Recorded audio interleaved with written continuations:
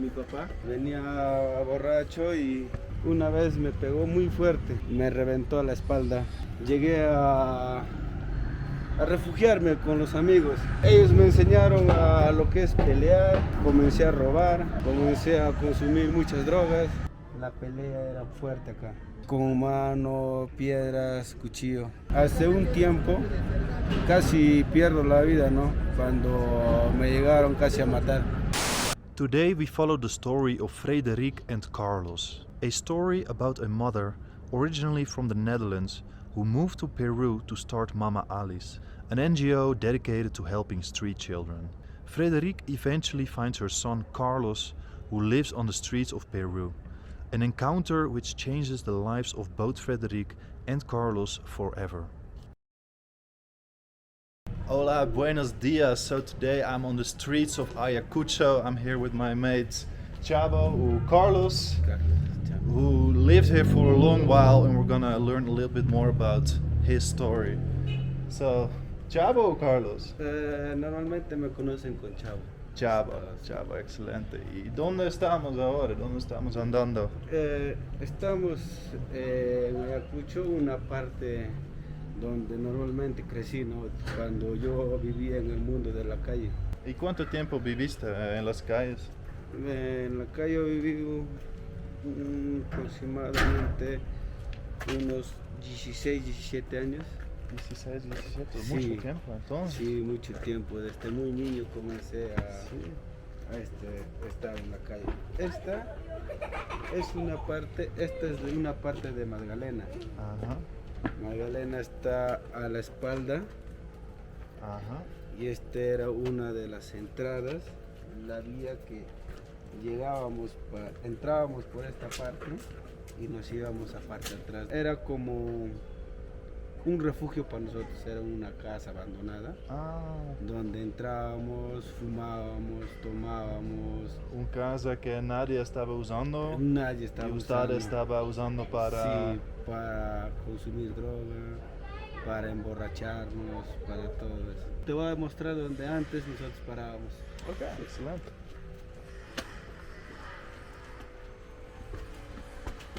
Sí, la vida era muy difícil.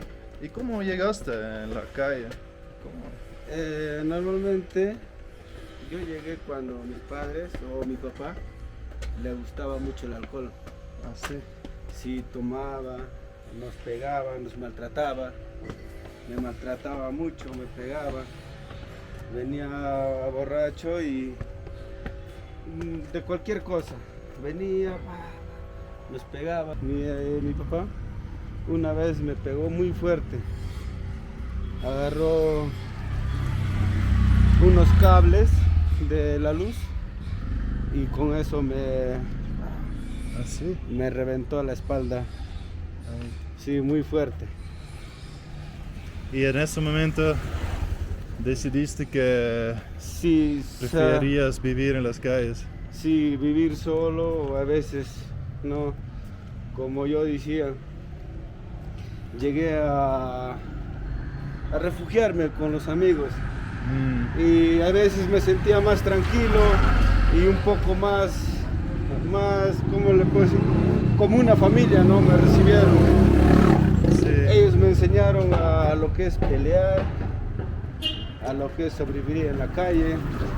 Comencé a robar, comencé a consumir muchas drogas. Y eso fue tu vida por mucho tiempo entonces. Sí, fue muy duro. A veces me agarraban, me pegaban o me discriminaban cuando estaba todo sucio, olía a droga. Nadie me quería apoyar o entraba a un restaurante, me botaban, me discriminaban feo. Eso. Esta es la calle Residencia. Ajá. En los años 2008, 2009, toda esta calle que tú ves era muy peligrosa. Sí. Acá nos peleábamos. Por tu culpa. No por mi culpa, sino que esos tiempos era un poquito más peligroso. Sí, Porque había muchas pandillas. ¿Qué cosas arriba. pasan aquí? ¿Bandidos? Sí, normalmente eran por las discotecas. Ah. Que se ofrecían, ¿no? Esas veces había discoteca acá, otra discoteca ahí, habían discotecas en diferentes partes. Sí. Y en todo eso, nosotros, o mi persona, pertenecíamos a un grupo llamado El Hueco. Hueco. El Hueco, sí. Que nosotros, normalmente nuestro territorio era de esta esquina hasta las 2 esquinas abajo. ¿Y qué significa eso? Que eso fue tu territorio. El territorio normalmente era, como nosotros éramos jóvenes, entre 8, 10, 15 personas, lo que nosotros hacíamos, veníamos, nos juntábamos y comenzábamos a consumir la droga entre grupo. Y otro grupo no podía venir o acercarse a nosotros. Era un conflicto de pandillas, ¿no? Este era el Hueco, este era el otro grupo y este era el otro grupo. Entonces, eso fue tu territorio para consumir drogas y Sí. para tu gente. ¿Y qué pasa si encuentras a alguien de otro grupo aquí en esa zona? Ahora no pasa nada, ¿no? Pero anteriormente era una pelea muy fuerte. Sí. Sí, y nosotros en el 2000, como le digo, en el 2006-2007, nosotros robábamos toda esa parte y a veces nos metíamos por esta parte. Esta es la casa del Hueco donde yo te explico. Yo venía por acá y me trepaba por atrás. Yo adentro yo consumía lo que era la droga. Esta es una casa, la que te mostré, el puente, era una conexión para entrar por esa parte y había otra conexión que podías entrar por esa parte. Eran conexiones grandes y aquí abajo eran Rutas secretas. sí, unas rutas secretas que a veces venía lo que era la policía o los ¿Podemos entrar aquí? No, por el momento no se puede entrar porque ahora lo cuida creo la municipalidad y los policías. Si vamos a entrar nos podemos ir los presos. No queremos eso, no queremos sí, eso. No queremos, y también ya pasó No bastante quiero ser tiempo. una influencia mala para usted. No, claro. ¿Y qué fue el recuerdo con lo más impacto que tiene de esta área? El recuerdo de acá, tengo que hace un tiempo casi pierdo la vida, ¿no? Cuando me llegaron casi a matar. Sí. Sí. ¿Cómo pasó eso? Era un conflicto entre pandillas con la otra pandilla del otro grupo. En uno de esos hubo una discusión fuerte y la pelea era muy fuerte. Y en uno de esos vinieron con un fierro muy grande y me dieron en la cabeza.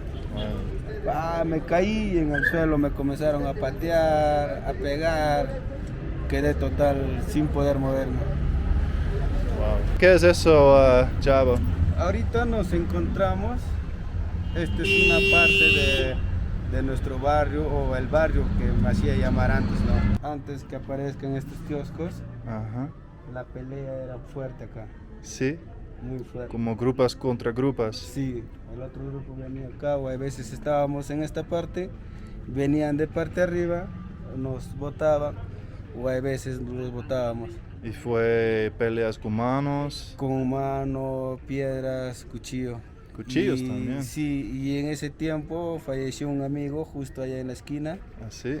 Esas veces lo agarraron, Falló en una de esas peleas. sí, llegó a morir, ¿no? Era muy fuerte y para querer nosotros como venganza nos juntábamos más o llamábamos de otros barrios conocidos y también nosotros íbamos al parque donde ellos y igual era la pelea era muy fuerte. Now look what I found here. Amstelveen, Holanda. I'm getting closer to home, people. Let's see who's inside. Hola, buenos días. Goedemorgen. Hey. Heerlijk Peruaans. Alles goed? Goedemorgen. Hey.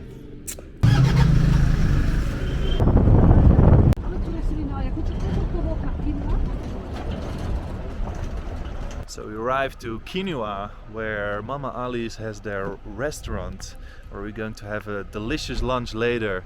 It's a beautiful little town here, a beautiful view as well. ¿Necesita ayuda Sí. con las bolsas? Sí, por favor. ¿Esto es nuestro almuerzo?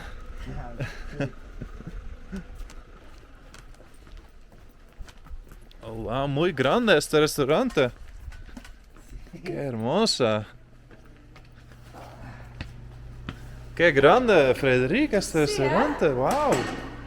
I had no clue it would be this big. It's beautiful.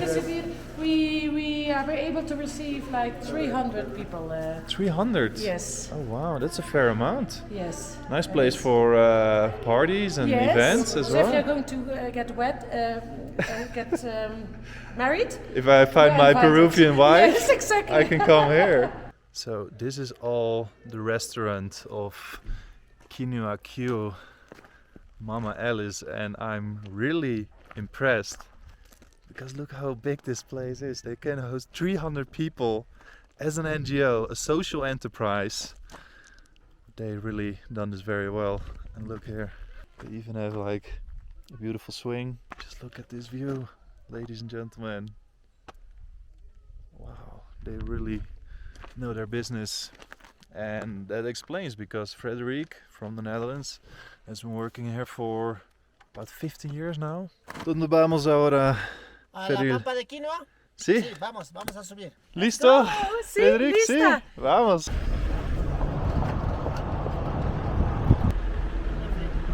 Gracias. Ok, Nos Roberto. vemos. Ya, nos vemos en un rato. All right, ready? let's go. Let's go. This is a beautiful place. Yes, it's really nice.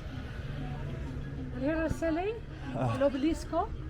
It's a monument which was built because in this place where we're going now was the last fight to independency for Latin America. Las llamas, alpacas. Muchas gracias. ¿Tienes reales también? ¿En vivo? Las llamas No en vivo. en vivo en el cerro. En el cerro. Sí, Okay, okay. Gracias. Alpaca. ¿De qué país viene? Holanda. Ingreso es libre. Ingreso es libre. Oh, Qué qué chévere. Nosotros de Holanda gustan esto mucho. Son conocidos por ser puñetes los holandeses, entonces qué bien que es gratis. Pase, bienvenido. Muchas gracias, señor.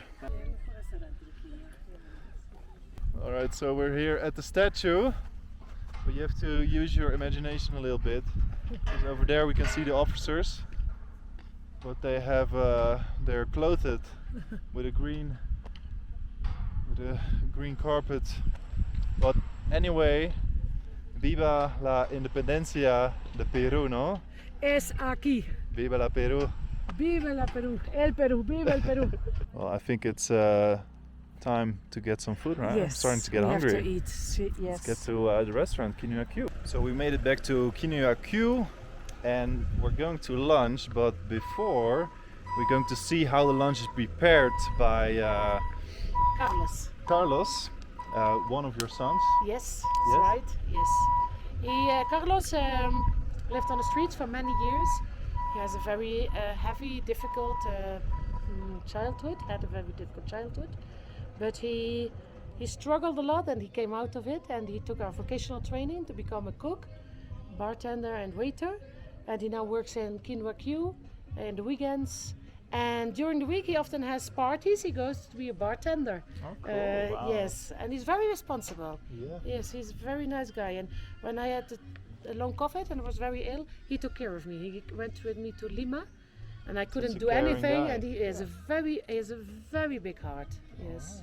Well, let's see about the love he puts in his food then. Necesito llevar mis manos. Sí. Primero, ¿qué vamos a hacer ahora? Yo veo cebollas. Sí, un pedazo de tomate. Lo que vamos a hacer es un pequeño. Es un platillo, un bocadillo. Esta es la preparación. Y se viene ahí un queso. Ah, un pedacito adentro. Sí. Y esta es la forma que lo aseguramos para que no salga. Y así viene este, para que no se salga. ¿Es bien? Sí. Sí. Bueno, ¿cuántas estrellas? Necesitamos probar primero, ¿no? Claro. Bueno, muchas gracias por ese pequeñito enseñanza. Te quiero felicitar con esta con este éxito que tuviste en tu vida y voy a probar algo de la mejor comida aquí de quinoa. Sí, Gracias, amigo. muchas gracias. So we're going to have some lunch here, and from what I can see, it all looks beautiful. Look at this. What do we have here, Frederique? This is chow for the quinoa, so it's our own plate. It's developed by our own chef. It's quinoa with trucha from the rivers from Ayacucho, and camarones. Camarones as well. Yes, Yeah, camarones. I love camarones. And here is our vegetarian version. It's fettuccine Ajá. with salteado de vegetales. Ah, qué bueno. And ¿Y this tú? is the trucha crispy. We're going to share it. This is trucha crispy con chocolate de los vecinos from the neighbors. All right. I cannot wait, so let's get eating. Let's- So, Frederique, you're from the Netherlands as well. Not far from where I was born. How does a Dutchie end up in Ayacucho? As a very young child, I already knew I wanted to work with children. And then we received I grew up in a farm. We received a young woman from Costa Rica. And she showed us pictures, Diaz at that time, projected on a wall, and I was so impressed. It all looked so beautiful, like a paradise. I've never been to that kind of countries as a child. So I saw those pictures and I knew I wanted to go there. So after conservatorium, music academy, after studying music therapy, I went to Costa Rica first. And I fell in love with the Latin American culture and people. And then I came back to the Netherlands after many years of traveling and working in foreign countries. And then my mother got ill. She had ALS, amyotrophic lateral sclerosis. And I took care of her, and when she passed away, now I felt like now I can start my own foundation. Also because my mother was and still is more or less everything for me. She was Your mother was Alice. yes, she was Alice, yes. You named the NGO After her, yes. Because she was for all of us a very beautiful example of loving, caring, intelligent, but especially that huge heart. We all had cousins coming to our house who trusted her. I want to be like her. So she was always my example of how to treat people. I was devastated with her loss. If I can survive this, I'm ready to start my own organization. So then I came to Ayacucho, Peru to start NGO Mama Ali's, always feeling proud using the name of my mother. Beautiful. So in that way, her soul actually radiates to this place until this day. I feel like I feel so honored that I got parents who took care of me, because now I see the other reality. If you never heard I love you, or you did well, or I'm proud of you, or I'm sure you can do this, I see the effect in my children. How many years it took for them to trust me, and how many more years even to trust themselves. Yeah. And I'm so grateful to my parents that they were able, because their parents, it's not because they hate their children or they want to harm them. It's just they're not able to create or to take care of the children in a positive, good way. It's a different lifestyle, different culture. Yes, it's also very accepted to use violence at home. When we talk with our families, we always talk about a way you can also punish children or put borders for children without insulting or without yelling or without hitting the children. But it's very difficult for them because they really believe that they are good people, that don't steal, because they were treated with violence by their parents. So they are thankful to their parents that they were hit and all kind of violence, because therefore they are now honest people. It's a very True, deep-rooted yes. generational Yes, thing. belief. here. Yes. So what's the most beautiful thing you can give to the children here you help? the Mama Alice team and the Kino Q team and I think the most difficult thing, but also the most beautiful thing, is to accept them the way they are and letting them to do their own way. Let them make their fails and be beside them and always say, okay, that didn't work out. What are you going to try tomorrow? Instead of, yes, I thought so, you should have done this. So they can do it themselves. Yes. Make their own mistakes. Yes, make their all own the learnings. mistakes, yes. And be independent. Yes. And for me, the most proud moments are the moments that I feel that they are okay with themselves, with the way they are. So I ask you, what brought you to Ayacucho? What keeps you here? If I see Chabo working in the kitchen, he went 2 times to jail. He was a leader in a gang. And that he was able Wow, that's to really change impressive. that.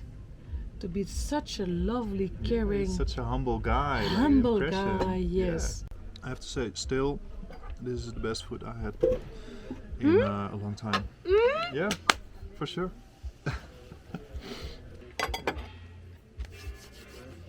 The view is spectacular. Yeah, every time if I take the time to breathe and relax and look. It's actually unfair. We should just turn the Oh camera yeah! like this. Yes, for them it wasn't the view spectacular.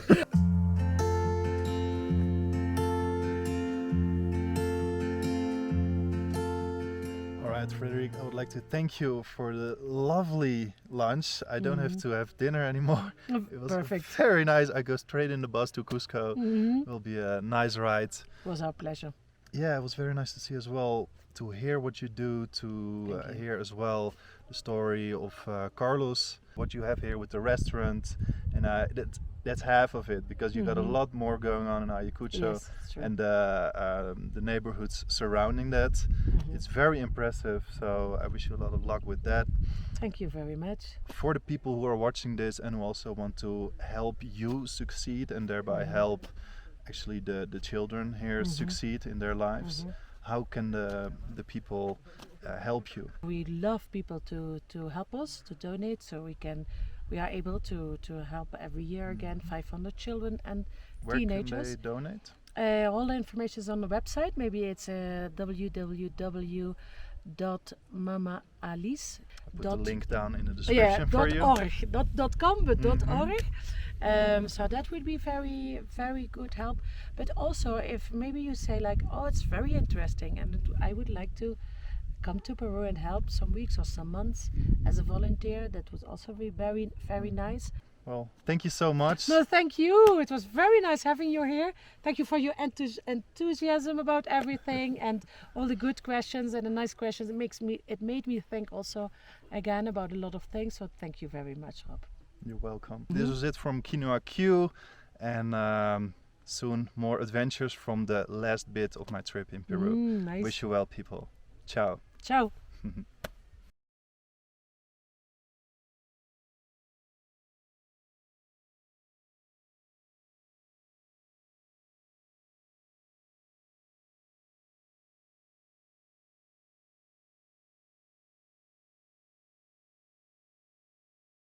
Yo creo que toda la juventud tenemos una meta, ¿no? Y mi meta fue hacer algo en la vida y yo sé que ahora lo cumplí. Y decirle a los demás o de repente a otras personas que siguen en la calle, ¿no? Que no se sientan solos, que siempre va a haber oportunidades para ellos. Y tú es la evidencia en Sí. vivo de que esos sueños son posibles. Mi meta es tener un bar y un buen restaurante, ¿no? Para Bueno. que mis amigos o la persona que me han conocido de lo que yo era de bajo, me digan, no, entonces sí, él pudo, cambió, reflexionó y mira, tiene unas bonitas cosas, ahora es un cocinero y nos atiende, o sea, me gustaría que hablen buenas cosas de mí, ¿no?